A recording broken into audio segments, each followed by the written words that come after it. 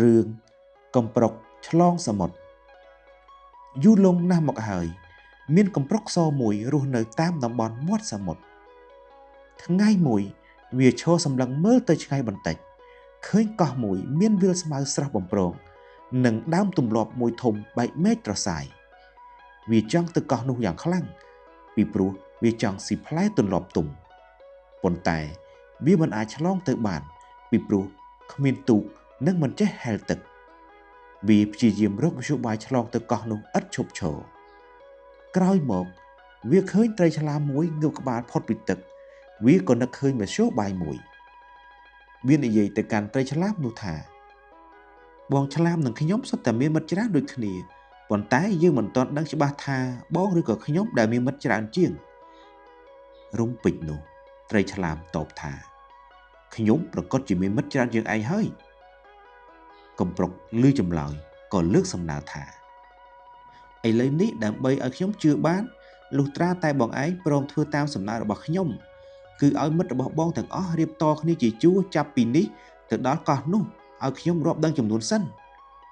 ហេតុតែចង់បញ្ជាក់ថាខ្លួនមានមិត្តច្រើនជាងកំប្រុកត្រីឆ្លាមក៏សុខចិត្តធ្វើតាមសំណើនោះភ្លាមកំប្រុកអណាស់វាលូតលើខ្នងត្រីឆ្លាមបណ្ដើរាប់ចំនួនបណ្ដើពេលទៅដល់ចុងបញ្ចប់វាក៏លោតឡើងលើកោះនោះបានដូចបំណងគ្រាន់តែឡើងដល់លើកោះនោះភ្លាមកំប្រុកក៏ងាកមកសើចចំអកឲ្យពួកត្រីឆ្លាមថាហាហាពួកឯងល្ងងណាស់តាមពិតខ្ញុំបោកពួកឯងឲ្យរៀបគ្នាជាស្ពានដើម្បីបានឆ្លងមកដល់កោះនេះតែប៉ុណ្ណោះត្រីឆ្លាមទាំងអស់ស្ដាប់ឮហើយអាក់អន់ចិត្តពន់ពេកព្រោះមានគ្នាច្រើនសន្ធឹកមកចាញ់បោកសត្វកំប្រុកសតូចមួយនៅពេលដែលកំប្រុកភ្លេចខ្លួនត្រីឆ្លាមក្បែរនោះបានលោតទៅត្របាក់ដាច់ស្បែកនឹងរោមរបស់វាមួយផ្ទាំងធំពេលនោះវាភ័យស្លន់ស្លោហើយឈឺផ្សាយ៉ាងខ្លាំងវាទ្រាំមិនបានក៏ស្រែកទ្រហោយំឮពេញលើកោះត្រីឆ្លាមទាំងអស់នាំគ្នាសើចហើយបំបីគ្នាទៅរកចំណីតាមកន្លែងរៀងៗខ្លួនក្រោយពីឮសំឡេងយំដ៏ចម្លែកម្ចាស់កោះក៏ធ្វើដំណើរមករកមួយរំពេចពេលជួបម្ចាស់សំឡេងហើយគាត់សាកសួរសពគ្រប់ដើម្បីឲ្យដឹងពីមូលហេតុដែលបណ្ដាលឲ្យវាមានរបួសកំប្រុកបានរៀបរាប់ជម្រាបម្ចាស់កោះនៅរឿងពិតទាំងអស់មិនហ៊ានលាក់លៀមឡើយម្ចាស់កោះស្ដាប់អស់សេចក្តីហើយក៏និយាយទៅកាន់វាថាបើឯងឈប់បោកបញ្ឆោតអ្នកដទៃយើងនឹងព្យាបាលរបួសឯងឲ្យជានឹងដុះរោមឡើងវិញ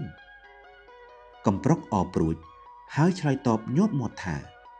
ខ្ញុំសូមសន្យាលោកម្ចាស់ខ្ញុំឈប់បោកបញ្ឆោតអ្នកដទៃទៀតហើយសូមលោកម្ចាស់ជួយព្យាបាលរបួសខ្ញុំផង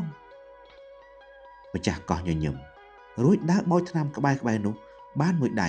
យកមកធ្វើកម្រាលហើយប្រាប់វាថាឯងត្រូវដេកលើកម្រាលថ្នាំនេះឲ្យបានពេញមួយយប់ពេលនិយាយចប់គាត់ធ្វើដំណើរត្រឡប់ទៅកន្លែងគាត់វិញ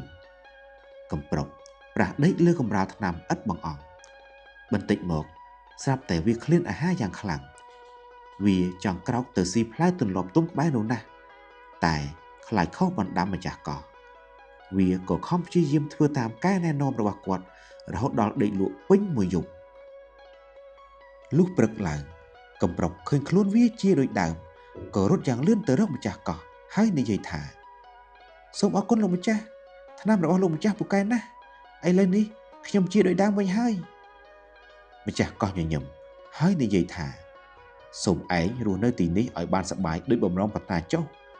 តែសូមកុំភ្លេចអ្វីដែលឯងបានសន្យាកំប្រុកស្ដាប់ហើយលោតលេងសប្បាយរើសផ្លែទន្លាប់ទុំស៊ីឆ្អែតបរិបូរណ៍វាតែងរំលឹកក្នុងចិត្តជាប់ជានិច្ចថាខ្ញុំឈប់បោកបញ្ឆោតអ្នកដទៃទៀតហើយ